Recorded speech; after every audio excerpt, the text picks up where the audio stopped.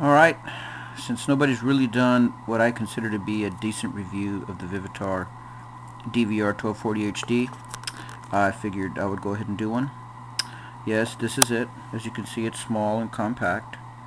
They're mostly made out of plastic for the most part. There are some metal and chrome parts on it, but mostly the trim. As you can see from the lens section, there's the flash slash also video light, and it's a small CMOS based camera with f2.8 it's about a f2.8, roughly 5.8 millimeter, 4x digital zoom. Now, I've seen people already put some stuff up on here, and nobody's really gone into the actual details of the camera. But one thing I do like about it, it doesn't turn on immediately as soon as you open the door, or the actual LCD panel. Now, the panel is a touch screen. It has a touch matrix on it, which means you can either touch, and what I like is you can either touch the screen, or you can select menu and scroll through using the actual control key here. Your on and off switches here, and your display modes, or you can also control your display modes from here as well as the menu. Be warned, this thing only uses micro SD. I'll go ahead and adjust my camera here. Had nothing but problems with this. My other main camera is a Jazz HDV 178 that I've had for about 2 or 3 years, but it had a little problem with taking a bath the other day, and it hasn't been working quite right as far as some of the functions, but it takes video still so far with no problems. So you can see there's the mount for your tripod. Underneath here is your USB connector. Now, it charges with, like any other USB device does. You can stick it in your computer, or you can use the adapter and plug it into the wall, but it has to be powered off. If it's on and you try to plug it into your computer, it will act as a device and be detected as a storage device to the computer, and it really won't charge effectively, so it has to be off. And you have a series of lights here that start. There's 2 lights that turn on. The top light is when the battery's low and it's charging, and then when it reaches this light here, it will actually be charged. You won't feel it really, and of course it'll feel slightly warm to the touch, so that's a good way to basically see if it's charging properly or not. Video wise, okay, here's where the only grief I'm going to have about it is. I'm going to tell you right now. You have 3 modes of video that you can select from, and you can either touch the screen here where it says HD. Let me see if I can adjust this and get a decent picture. This is your basic control screen here, and as you can see, if you touch it up here with your finger, you can change it from HD to full HD and to standard definition video. I would recommend using it either in just HD or standard definition, because there really isn't any noticeable chop. I mean, because if you watch as it moves around, it's in standard HD here. Not too much chop. But let me switch it to full video.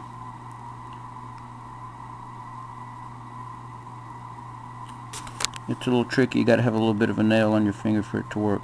Now that's VGA, and try to get it to full HD. Now take a look. Watch. You can see it chopping. See the chop as it turns? And that's just not acceptable. The Jazz I'm using has no problem with that, with full HD 720p. I recommend, again, best choices here would be to go to either HD, which I don't like the amount of time you get. As you can see, there's really no noticeable chop there. This is more than acceptable for YouTube videos and in most normal circumstances where you're going to be using the camera. And of course,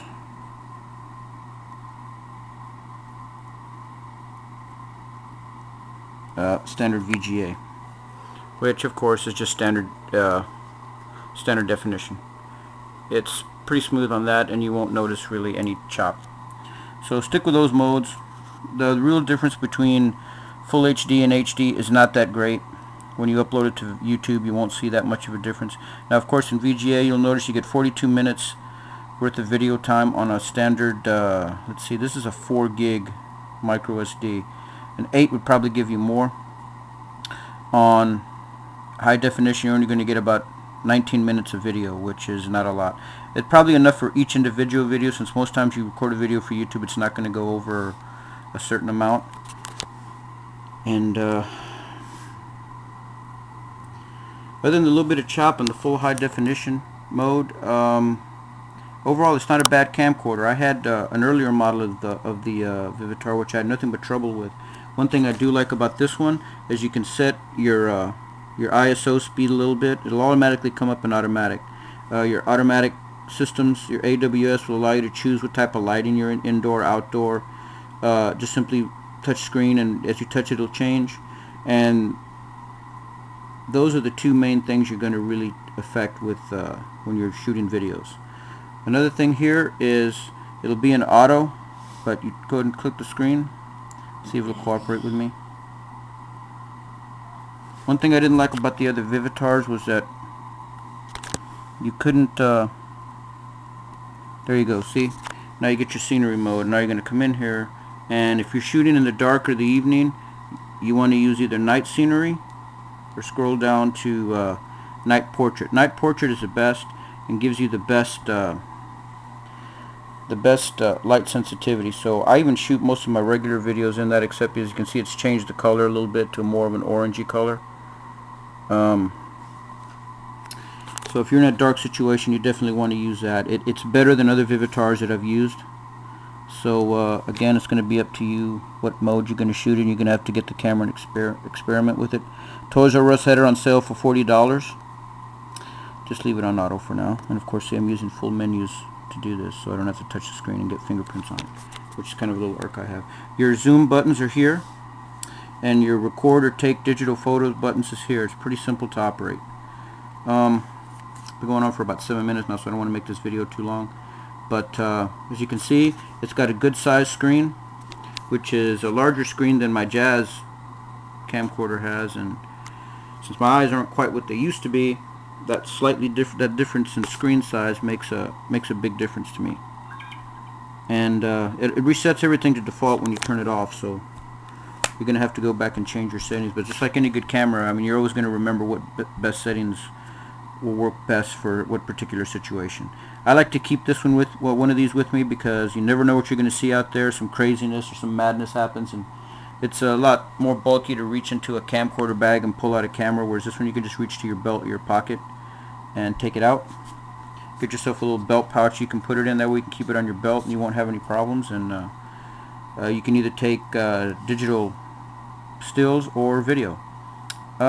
It's, again, overall for the money, you're going to look between 40 and 50 bucks probably for this.